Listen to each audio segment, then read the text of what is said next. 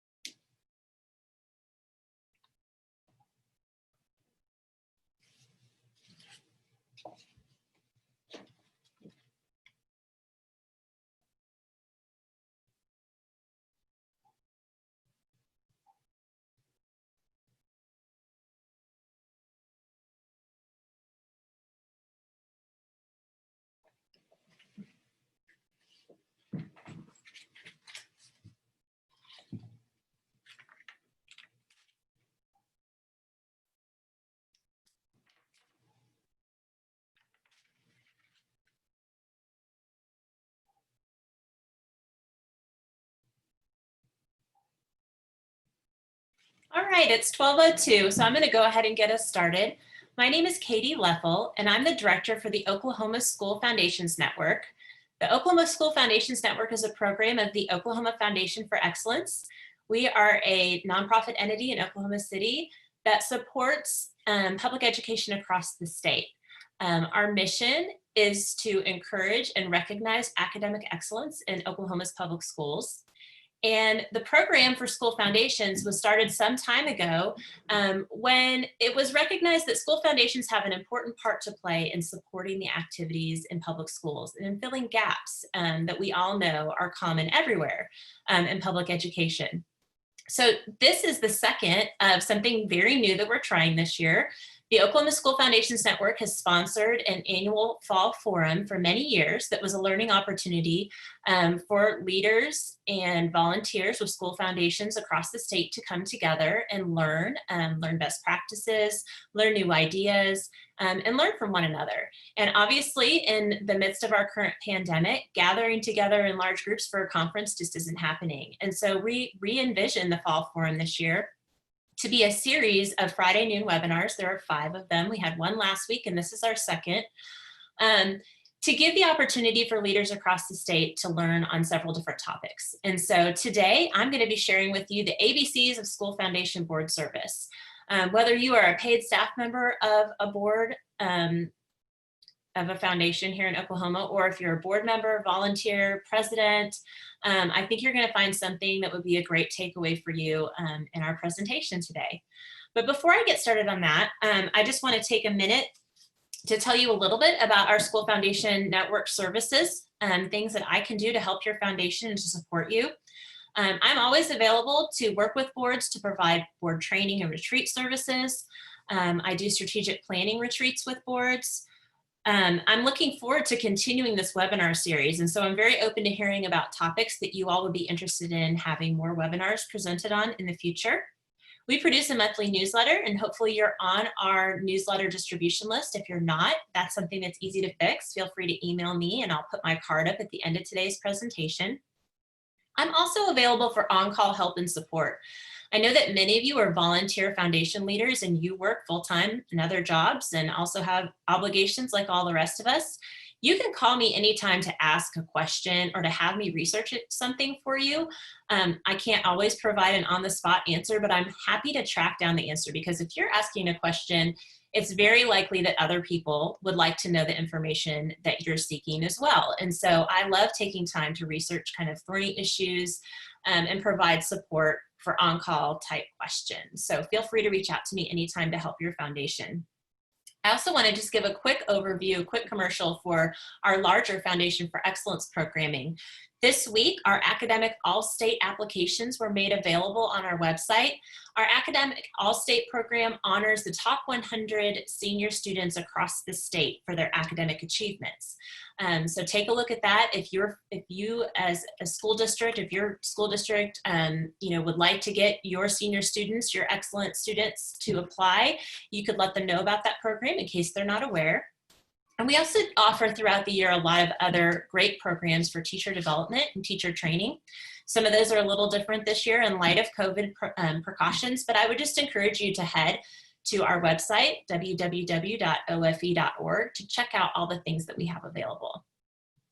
I also want to tell you just a little bit about me and my background as I launch into our training topic for today. I originally started my career as a teacher. I taught middle school science for about 5 years before my kids were born. And then I stepped out to take a little break. I was also trained during that time to be a principal. So I got my master's to do that. So I have a real passion for public education.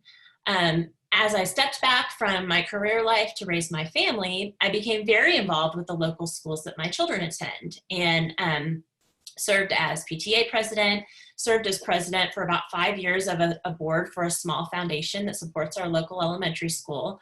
Have served on many neighborhood boards, and sort of got a boots on the ground education and nonprofit work through my own volunteer services. I'm also current board chair for a nonprofit that is a food resource center here in Oklahoma City. So throughout my presentation today, I'll be sharing examples from my experience from several of those different nonprofit experiences that I've had in my life. But I was very excited to get to come on about 1.5 years ago to be the director for the School Foundations Network, because I am so passionate about public education, and I'm very passionate about the role that foundations can play in making schools more successful. So I want to talk with you about these ABCs today.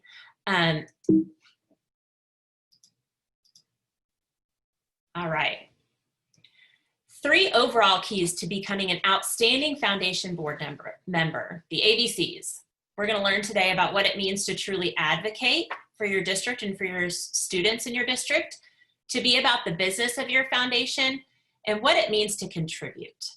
And I want to start just by highlighting the fact that School Foundation Board Service is a little different than a lot of nonprofit entities that you may have served on boards for in the past, and that we have this very complex, very interesting relationship that exists between the school district itself, which is governed by its own school board and its own set of rules and regulations, and the school foundation, whose job it is to provide support and programming and funds to do special things for that district. And so there's always going to be a dance in School Foundation Board Service between serving what we know to be the needs and mission of our individual foundation, but in coordination with the school district.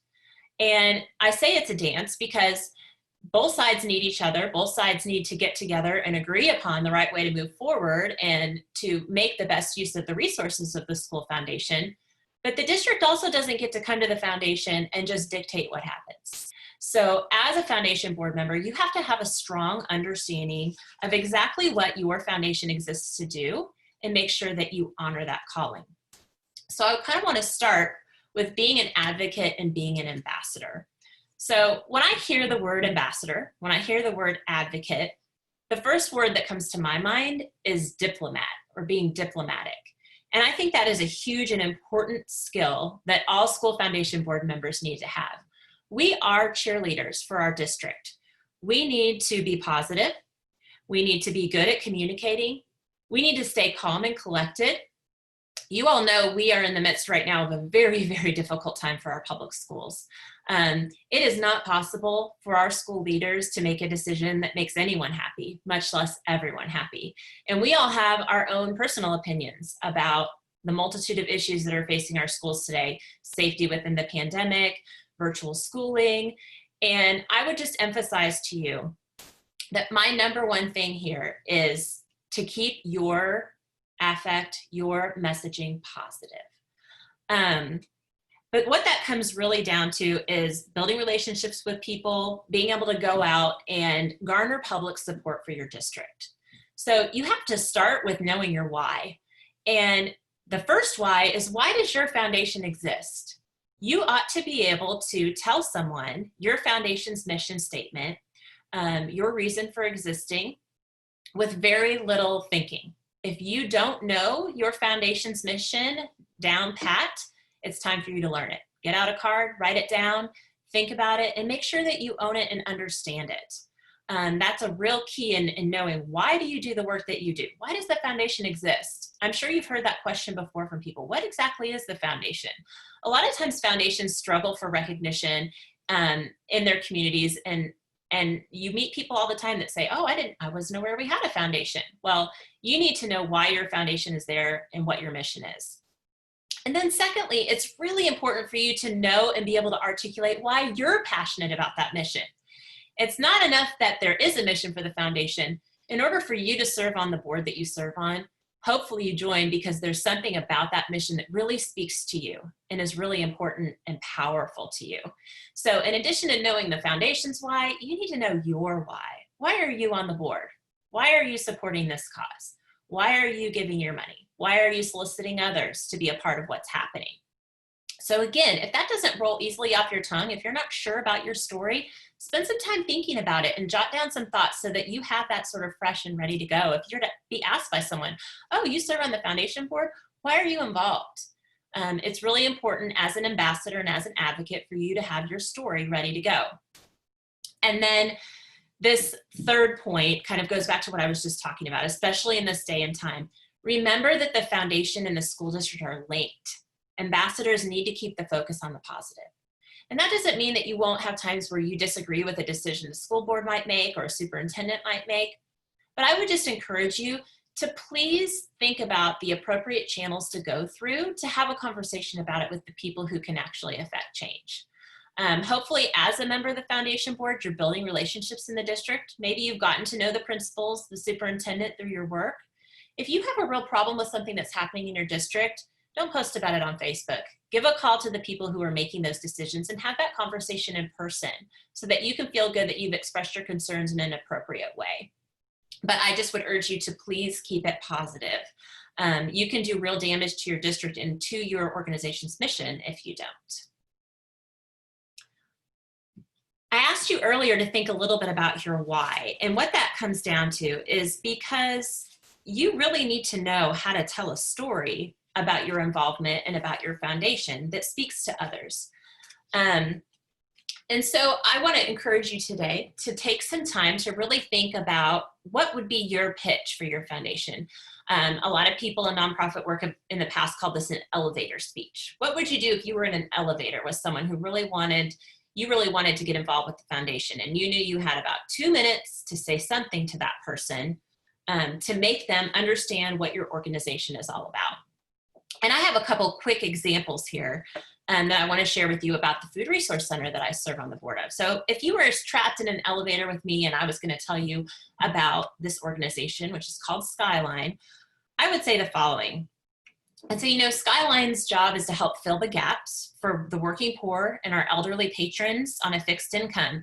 And we do that by providing 1 to 2 weeks of worth of groceries from our pantry once a month. And we have a choice pantry where people get to come in and shop amongst the items that are available to find what they really need to get through their month. So we help bridge the gap for those folks. That was a short, compelling story. Gave you a little bit of an idea about what we do, what our mission is, how we execute that mission, and hopefully spoke to you in some way about the people that we're serving, right? You notice that I talked about our patrons, working poor, elderly, people who are needing help bridging the gaps. So that would be an example of a quick elevator speech. If you had to craft that for your foundation, what would you say? What would you include? Would you talk about teacher grants or scholarships or a big program that your foundation administers that's really important to your students and to your teachers? Think about what you're passionate about. What part of foundation work really speaks to you? And make sure that your story is about that, because that shines through when you talk about things that you're passionate about. So be ready to tell those 2 stories. And I also think it's important to be ready to share 3 different facts about the impact of your organization. And that can be hard to do on the fly. I wanted to show you something that one of our Oklahoma school foundations did to sort of help their board members have these facts on hand. The 2 little pieces I'm about to show you on my camera are from the Middale Public School Foundation, and their director, Lindsay Barks, came up with these cards as just something she could give her board members to have on hand. So if they were going into a meeting and they knew they wanted to talk to someone about the foundation, they could pull this out and kind of review things really quickly. So I'm going to hold it up to the camera. I'm hoping it's not going to be weird and backwards, but I can scan these and include them in what I send you all if you'd like a copy.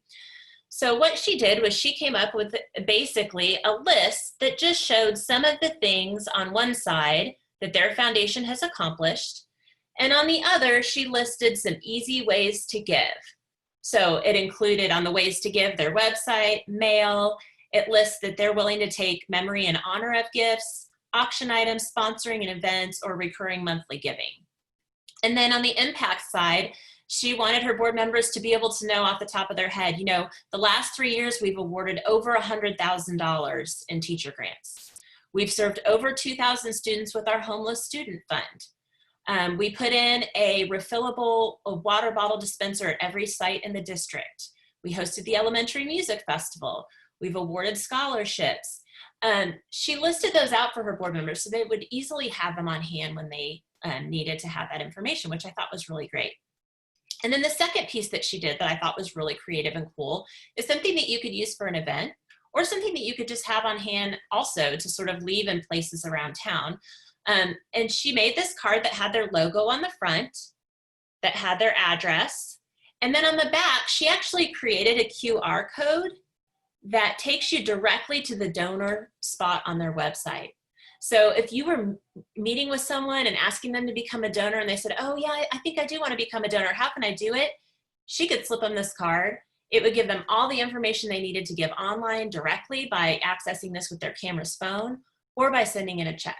So making it really easy to share those facts and get that information to people, I thought was a really creative effort that I wanted to share with you. Number 3 on this list, learn to talk about your board service with friends and colleagues. Your foundation service should not be a secret. If no one knows you serve on the school foundation board, you're doing it wrong, because one of your biggest jobs is to connect your circle to the foundation. And that doesn't mean you have to bring it up in every single conversation, but certainly, you know, if you're getting ready to leave your job for a foundation board service meeting, you might just say to people, oh yeah, I've got a foundation board meeting tonight. Other ways you can do that, your social media channel, you should be sharing posts that your foundation puts up. You should be sharing information about upcoming events. If it's teacher grant reveal time, you should be making a post about that. I'm so proud to serve on the foundation board. There are lots of really natural ways to do this, but you need to get comfortable talking about your board service, because if it's a secret, you're not being a very effective advocate. After becoming a good ambassador, the next thing I'd like for you to think about focusing on is being all about the business of your foundation. It's very important for you to understand that when you join a board of directors for a nonprofit, that you are taking on some legal responsibilities. And so if you want to be an effective and a safe board member for your organization, you have to know and be able to execute those duties. And so I want to just talk briefly about each of them. They are the duty of care, the duty of loyalty, and the duty of obedience. First off,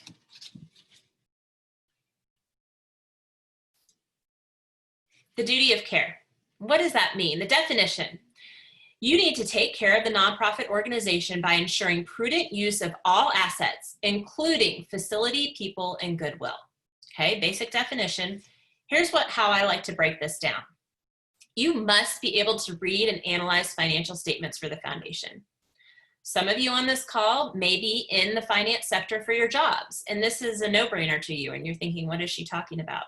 I want to share from my own experience. I do not have a financial background. I was a teacher. I've never been a huge fan of personal finance. My husband and I always argue that we're firing one another, that now he's the CFO and then the next month we fire him and I'm the CFO. But I've had to learn over the years how to read and analyze financial statements. I have to be able to understand what's happening in the organizations that I serve. It's my duty. It's a legal duty.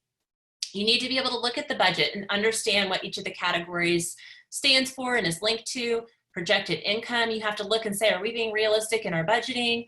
Monitoring throughout the year, and boy, is that important this year. I know that you all know that. I think we're all a little scared to see what's going to happen financially this year with people's giving in this tough economic time. And we really have to be keeping an eye on our budgets to make sure, are we on track, or do we need to cut back? Do we need to make a push for more donations? You know, making those adjustments is key. If you are involved with a foundation that has an executive director, it can be a little bit easy sometimes to get kind of lazy about this, because you've got someone who's hired by the foundation who's supposed to be looking over this. And even on a volunteer board, it's easy to sometimes think, oh, that's the finance committee's job. I don't need to know about that. And that really nothing could be further from the truth. It really is important for you to feel like you can ask questions and that you know what's happening with the finances of your organization. And so this last point on this slide is so important. You must show up for meetings, come prepared by having read the financial statements before you come, and be willing to ask questions and have uncomfortable conversations. If you are new to a board and you don't really understand how they categorize things, how the financial statement works, don't be afraid to call the finance person on your board and ask to take them to coffee and have them go over it with you. There's absolutely no shame in asking questions. If you have a question, it's very likely that other people that are involved in that organization have the same question that you do. And you want to create a culture where it's okay to ask questions on your board. That's so important and so necessary. And you can help foster that vulnerability if you're willing to step up and say, hey, I'm not quite sure, you know, can you explain to me again what that category is and why we're down 10% this year? Those kind of key questions help keep a foundation on track and doing the right things. Secondly, you have a duty of loyalty to ensure the nonprofit organization's activities and transactions advance the mission. Some of you may have heard the term mission creep before.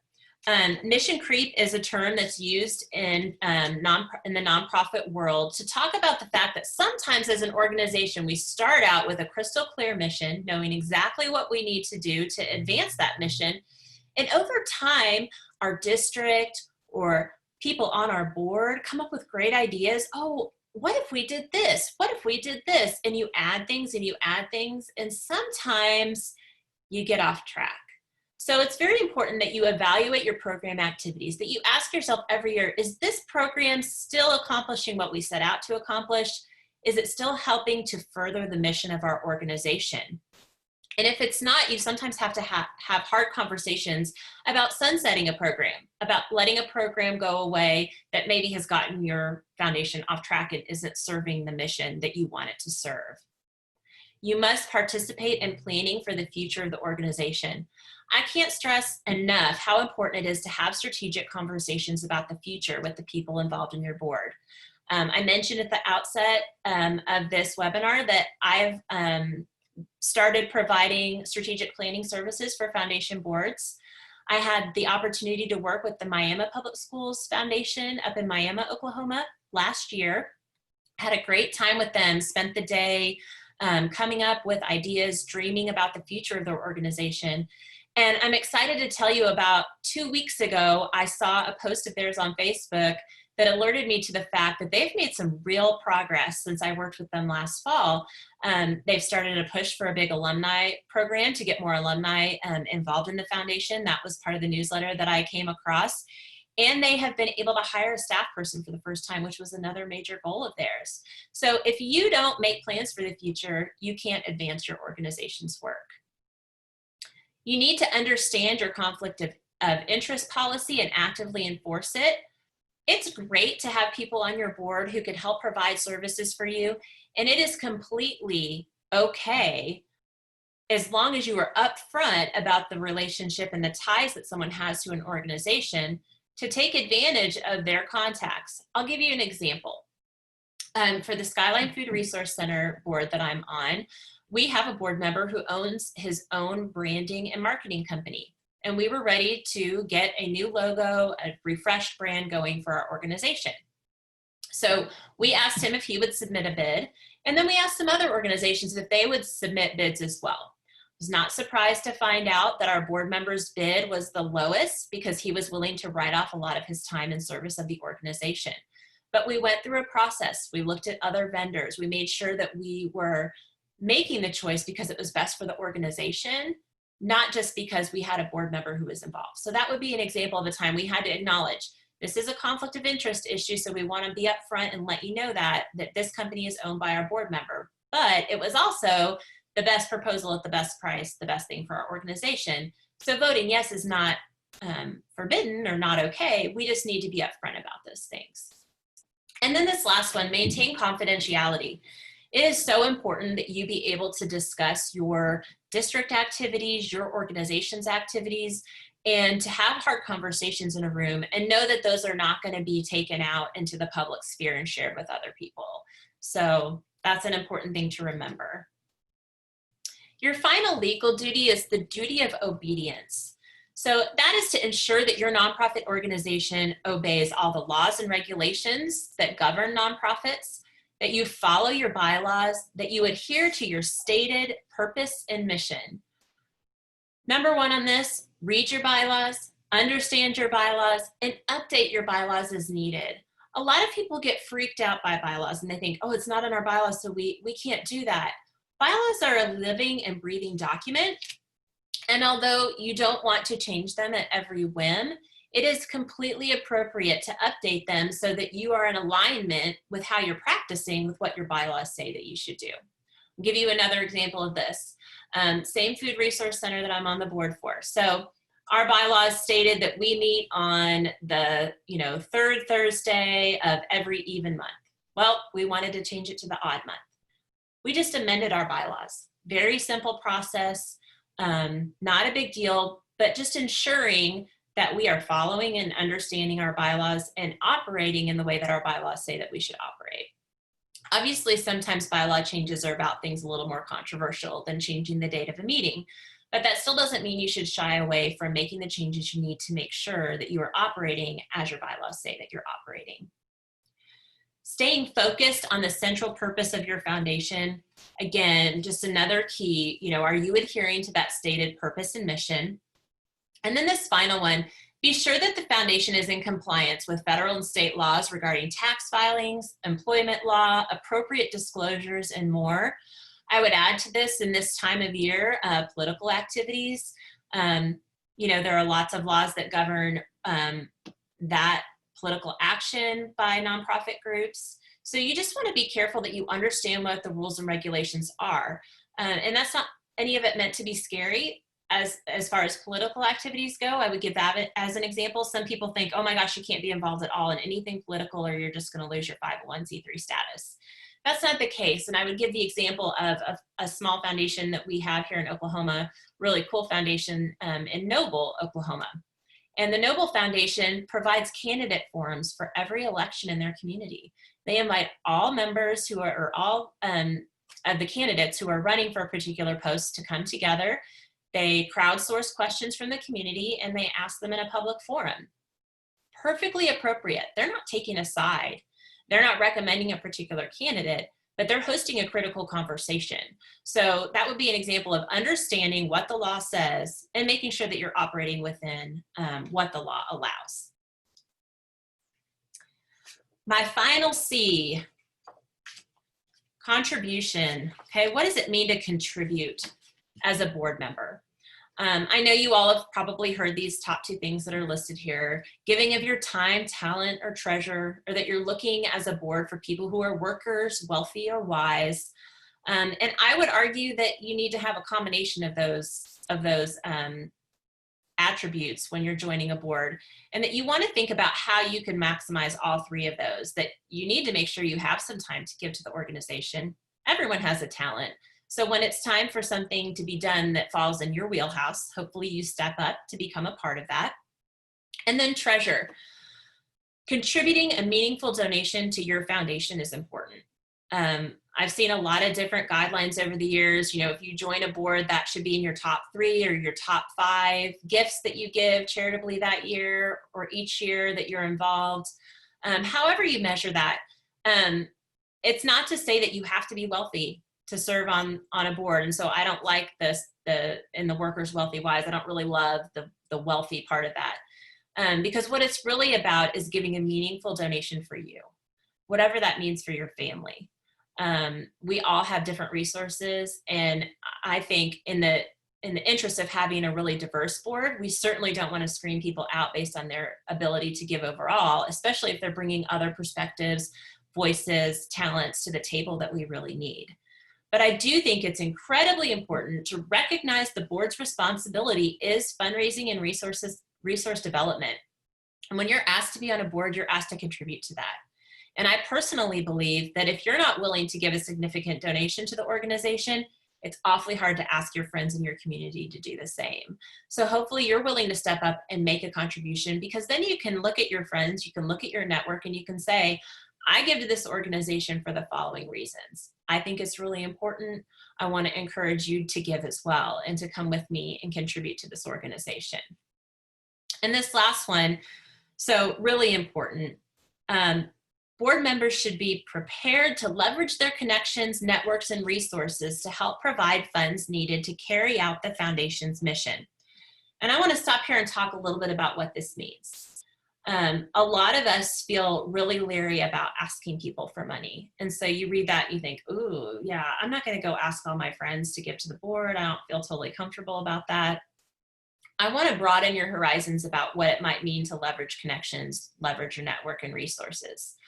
If you serve on a foundation that has an executive director, a paid staff member, leveraging your connection could be as simple as setting up a coffee date with someone that you think might be a great supporter of the foundation. You don't necessarily have to be the one to give the pitch. In that situation, you have your executive director there to talk about the foundation. You're just helping to make a connection. If you're an all-volunteer board, maybe you have someone who's a real dynamo on your board who's so great about talking about the organization. For Skyline Urban Ministry, I would think about my friend Jack, who serves on my board with me. His father actually started our organization, and he is on fire for the work we do. And he doesn't mind asking anybody to become a contributor. So if I don't feel comfortable making that pitch, maybe what I'm doing is just setting up a coffee between a prospect for that organization and the person who is really great about making that pitch. So it doesn't always have to be you. But you should be willing to help make those connections, because we all only have circles that are so big. And if everyone on your board's a part of the same circle, you've got a problem, because you max out pretty quickly. right? You need outside connections. You need people who can connect you to the resources that you need to run your organization. So fundraising is more than just asking for money. We just said that, but I kind of want to go through some different ideas I have on here to help you maybe think outside the box about how you as a board member can help contribute. So obviously that number one to me is giving that personal gift, because if you're going to ask others to make a gift, you need to be willing to make a gift yourself.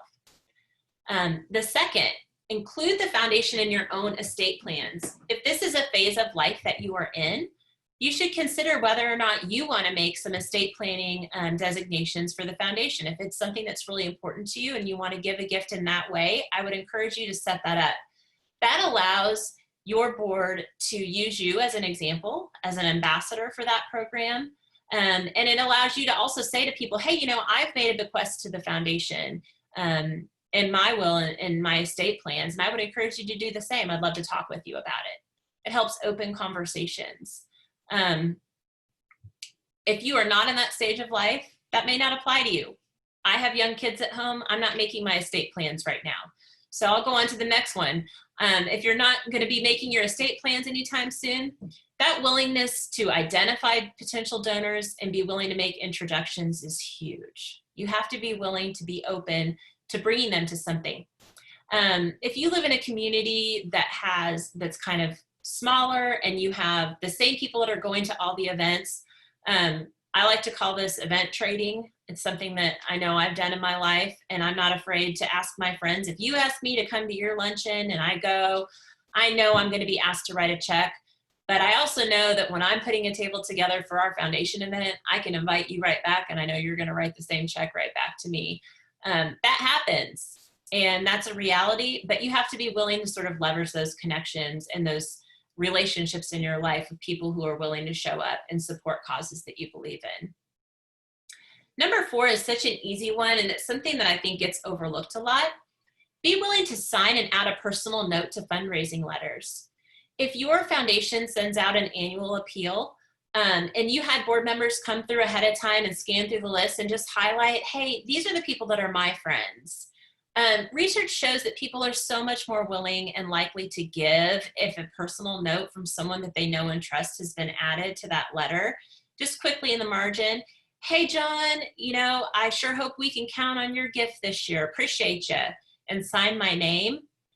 All of a sudden, that donation letter that was pretty easy just to be like, not this year. Now I'm looking at it because it's not just the foundation that's asking me to give, but it's also my friend. And so it's just a way of personalizing and kind of getting a foot in the door.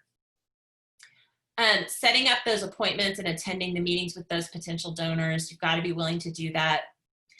On this other column, some sort of out of the box ideas that I wanted to share with you.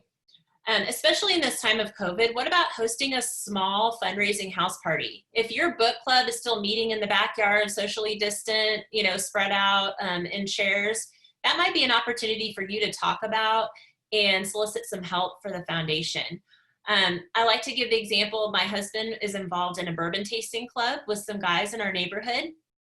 And although they haven't met during COVID, pre-COVID, they started a tradition where the host each time would ask for a donation for a cause of their choice. And so the host provides the food, the guys would all chip in $20 as a thank you, and then the host got to choose where to give the money. And each time the host would tell just a little bit about the cause that they were donating to. And it just was a way for them to get to know each other on a different level, to hear about other organizations that are doing good in the community, and to solicit some funds to help that organization out. And it kind of took a guys' night and elevated it a little bit into the charitable area.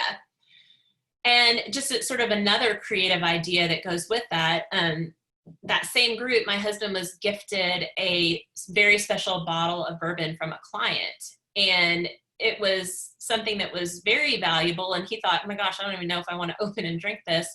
About the same time, he had a friend who was doing the Leukemia and Lymphoma Man of the Year fundraising effort. And so he decided to take that bottle to his bourbon club and sell raffle tickets to all the guys, and was able to raffle off the bottle and earned about $1,000 to give to his friend who was who was going for the Leukemia Man of the Year award and make a donation towards that organization. So thinking creatively about things like that, you know, if something comes into your life, how could you use it to the advantage of the foundation? If someone gives you a great bracelet that you're never going to wear, is that something that you could pass on to the auction for your organization? Just keeping an open mind about different creative ways that you can support fundraising and make contributions. This next one is so huge for me. Promote and share about the foundation on social media. Social media has become such a huge part of how we share information. And especially now when things are not really happening in person like they used to, it's even more critical that you as a board member are willing to share the message about your organization with the people in your network.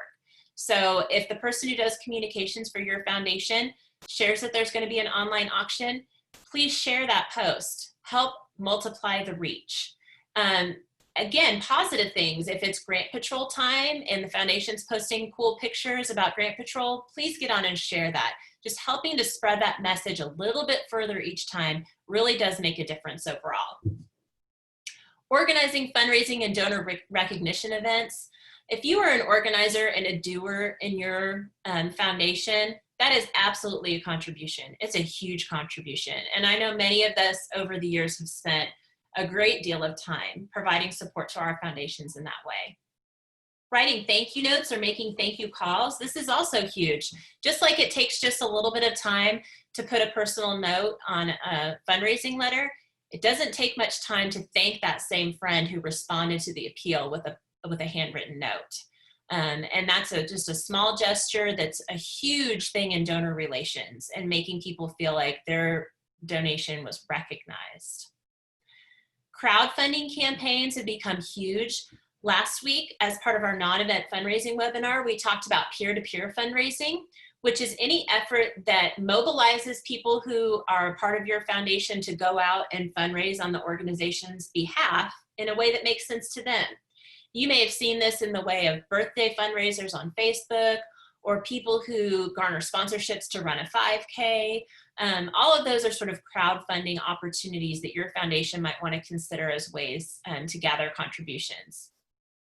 And then assisting with grant seeking. If you're someone who has the skills to help write grants, that's fantastic. But even if that's not your niche, you might find out about a grant just through daily conversation or coming across an opportunity online when you're looking for other things. Make sure that you are making the people in your foundation aware of these opportunities so that they can be taken advantage of. Just the more board members that are out there paying attention and looking, the more opportunities you will have as an organization to capitalize on those funds.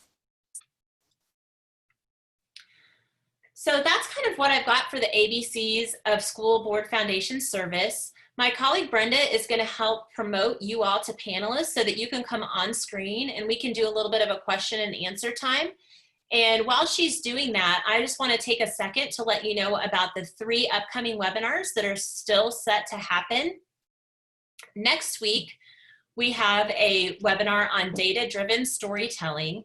And that is going to be presented by Foundation for Oklahoma City Public Schools CEO and President Mary Malone and a gentleman named Dan Billingsley from the Oklahoma Center for Nonprofits.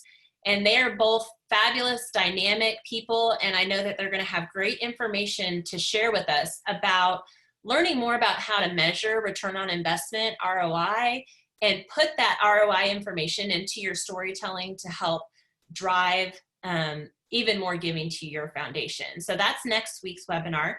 You do need to register for each webinar separately. So if you haven't had a chance to do that, I've posted the URL to our website up here where you can go and click on and register for each of these. Then the next Friday on the 23rd, we have 2 wonderful ladies who are associated with the National School Foundation Association, Robin Callahan and Wendy Van, who are going to come and talk to us about the new guiding principles that NSFA has developed in these 4 different areas that are on this graphic for school foundations. This is a really great way for you to come and learn sort of what are some areas where your foundation could take steps forward to grow and to make sure that you are doing things the best possible way for your foundation. So I encourage you to register for that opportunity to hear from those national level experts. And then our final Fall Forum Friday webinar is happening on October 30th. And next week, early next week, we will be revealing the winners of our Outstanding Program Awards. This is an annual program that we do where school foundations can submit a program to us. They are judged according to some criteria that we have set in place, and then our winners win $1,000 for their foundation and some recognition, and we get to share their great ideas with our community so that if it's something that might work in your community, you can maybe replicate it and run with it. So we'll be announcing the names of the foundations that are our winning foundations early next week. So check our social media channels and our website for that. And then those winning foundations will be part of presenting at that final webinar. So I'm going to go ahead and stop sharing my screen. I will send you a copy of this PowerPoint next week, along with the video of this presentation in case you want to share it with anyone in your foundation. But I want you to have my information easy at hand here as well. Our foundation, we are working from home, so don't be afraid to use the cell phone number that's listed there. That's actually the best way to get in touch with me these days, or by my email that's listed there as well. So I'm going to stop sharing my screen, and I'm going to ask you if you want to pop on your video. If anyone has any questions, or if you all would like to continue the conversation or just see each other face to face, I would absolutely love for you to join in and to do that. And we had some great conversation last week when we kind of switched over to this mode. So I see Miss Toba from NSFA. It's good to see you. Thanks for joining us. And Elizabeth, how are you? It's good to see your faces, everyone. Thanks for being brave and putting your video on.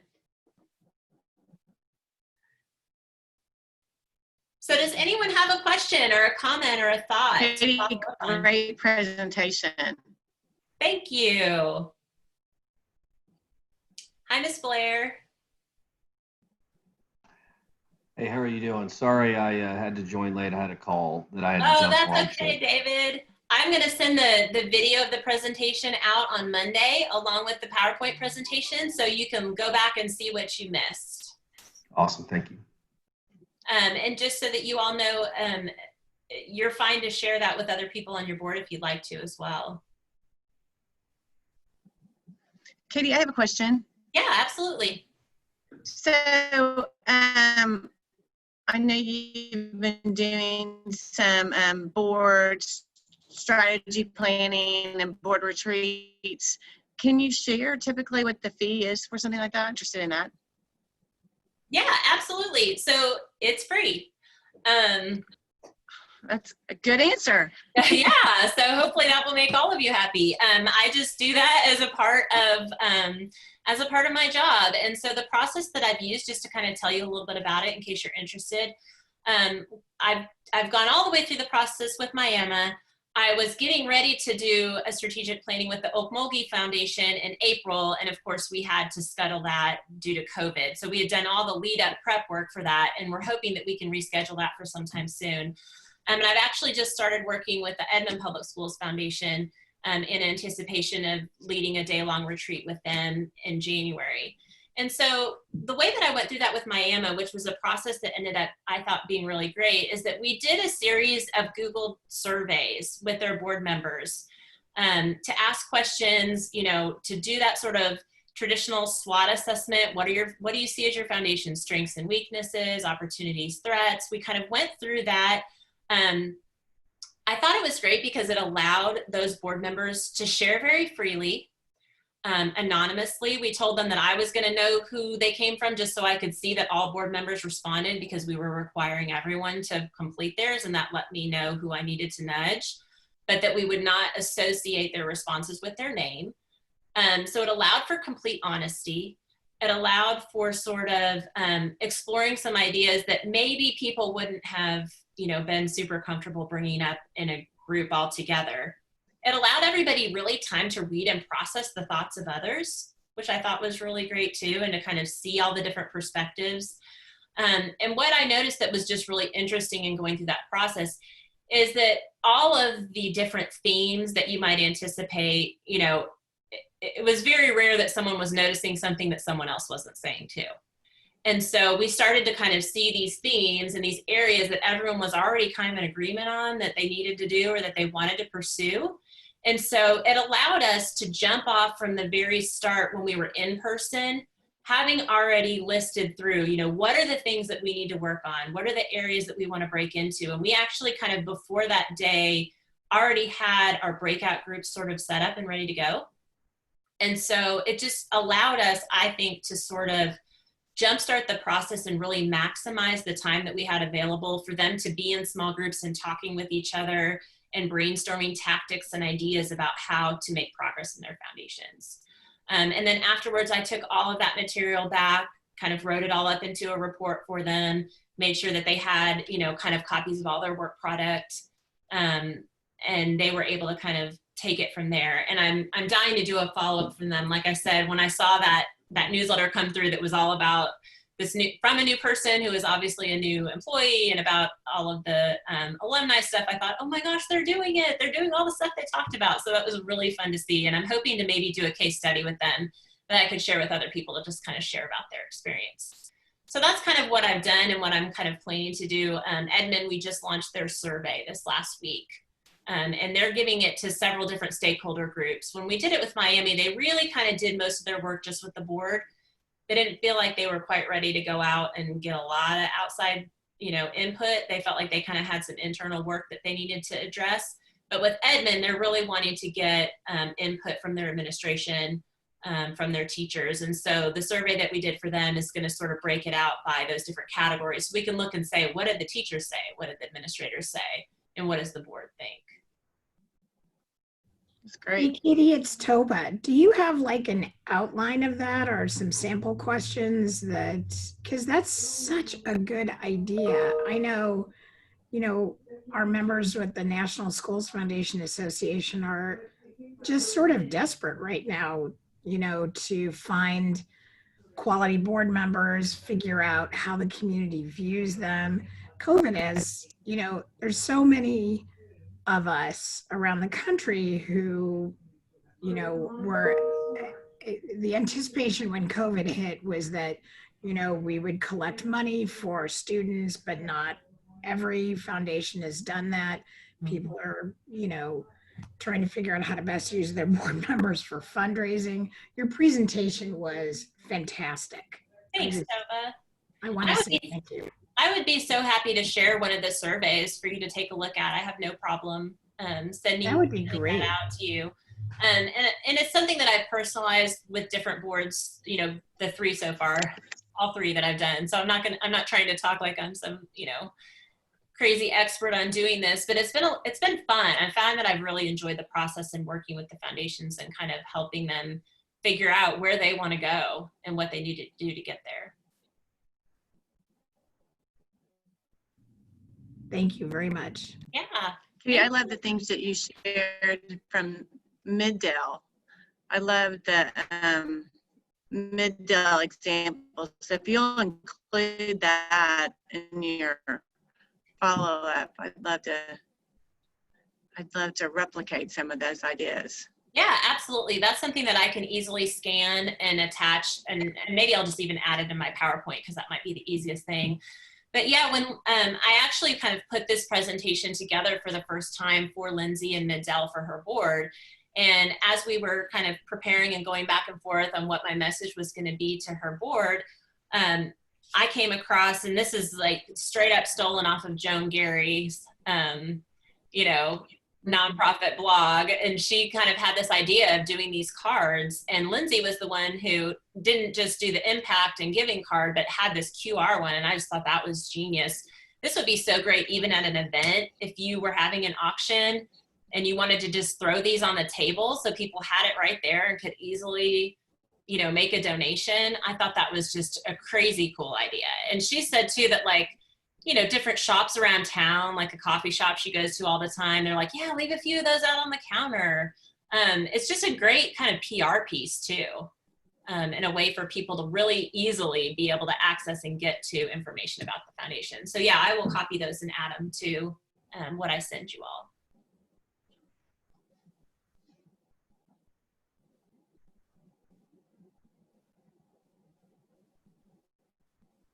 Anyone else have a question or a thought or a topic? So Katie, I actually have a question. I've served on a couple of boards through the years, some of which tend to have the same people for a very long time, and we don't have a lot of change in leadership. And I've observed that in some of our school foundations around the state. The person that started the organization is still the head of the organization 20 years later. What is your advice about bringing in new blood? And is there like a best practice about how long somebody should serve a term on a board? That's such a good question. And that's something I know so many nonprofits struggle with. And I think especially the smaller your nonprofit is, if you're in a real small town and you've got a school foundation in a small district, I know that that is very common. And it can be very hard to have the people who've been the founders let go and to be good about bringing in new blood. And so as far as best practice, I do think if you can set some term limits and set up some, I'll give you the example for Skyline. We've kind of been trying to work on that in Skyline too, because we have some people that have been on that board forever and we love them and we don't want them, we don't want to lose them from the organization, but by the same token, we really need to get some new blood in there. And so we kind of went to a much more strict, 3 years on the board. You can do that back to back. So you could do 6 years and then you have to roll off for at least a year. And then you can come back again. And, I know that doesn't totally solve the problem because, you still have people that just come right back again. And, but it does at least create a culture where people, know that there is an end to their service. I think that's so key. If you want to attract new people, they have to know it's not going to be a lifetime appointment. There's nothing scarier than saying yes to being on a board and then looking around and thinking, oh my gosh, these people have all been here for 15 years. Like, I can't believe I said yes to this. I'm never going to get to leave. That's almost fear inspiring too. I think it's a lot easier to approach people and to get people to agree to be on the board if you're very clear what you're asking them for. So I do think it's super important to try to set up those requirements and to put them in your bylaws, because then you're holding your organization to that. This is what our bylaws say and we need to follow those. And so, we love you, John, but you've been serving for 16 years and you need to just take a year off, and you can still be on a committee. And, or if you've got someone who's a longtime member and a founder, and that's going to really ruffle feathers, you might look at that emeritus status type of a situation for someone like that who, just kind of gets to move to a different sort of category, that they can still be involved, but that's not taking a regular board seat and you're still able to get fresh blood in. Does that help at all, Brenda? I mean, I'm sure those are all things that you've already thought of, and they're much easier to say than they are to implement, for sure, if that's not the culture of your organization. I recall a few years ago, we did a feature in our school foundation newsletter about a small town foundation that very intentionally recruited people who were scholarship recipients from their organization. Once they were, productive adults in the community, they went back to those who had benefited from their work to serve on their board. I love that. Yeah. One thing that we did when I was board president for that smaller foundation that supports our elementary school down the street is that we sort of have 2 tiers of members in that organization. We have some very longtime members that were founding members who are people in our community that are really connected, that we want to keep kind of forever on that board if we can, because they're the people that can go toe to toe with the school district when the district wants to do something done to our historic building, or, who can have legal expertise to come in and help in that way, or who can do all of our finances stuff. But then we also have sort of a cadre of people who are our current parents, whose kids are in the school right now, who know what the needs are right now. And so I found in that organization that that's been kind of a cool way to balance it. And even though I served as president for 5 years of that organization, right now I'm getting ready. I'm going to go ahead and retire from that board because my service to that board was my ability to organize, have a teacher background, communicate with the school, be a person with boots on the ground because I was there all the time when my kids were there. And I've stayed on now that the new president's taken over to support her, but I'm not one of those people with those, you know, crazy community connections that needs to be there forever, if that makes sense. So, you know, that's kind of another way to think about it, is that maybe you want some people that are your community leaders, your, you know, people with connections to the local bank in a real small town, but then you also want to invite some families who have kids in the schools who are a little bit more, you know, finger on the pulse and current. I love it when foundations make a spot for a teacher to serve on their board. I mean, I think that could be a really critical way to make sure that you have a voice from people who are really there doing the job. I think that's a neat idea. I've seen some creative things like that, you know, just heard about different foundations that do some things like that.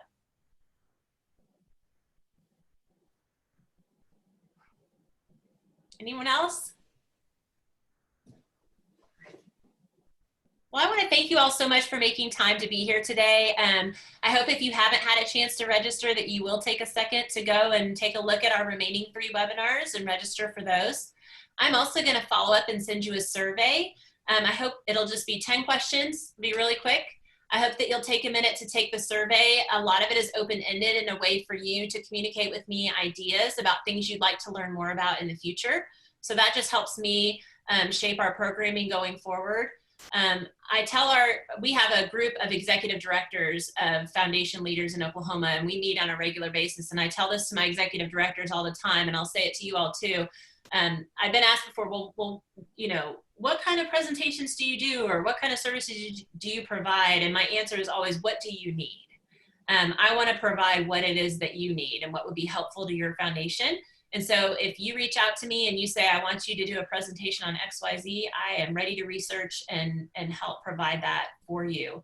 So don't hesitate to ask, and don't hesitate to be real honest in your comments about what you'd like to see in the future, because that just helps me know what I can plan and who I can partner with to bring you all that relevant information. So thanks again. I really appreciate you all. Thank you. Good job, Katie. Thanks, Awesome. guys. Have a great Thank weekend. you. Everybody stay safe and healthy. Thank you. Bye-bye. Bye. Thank you all.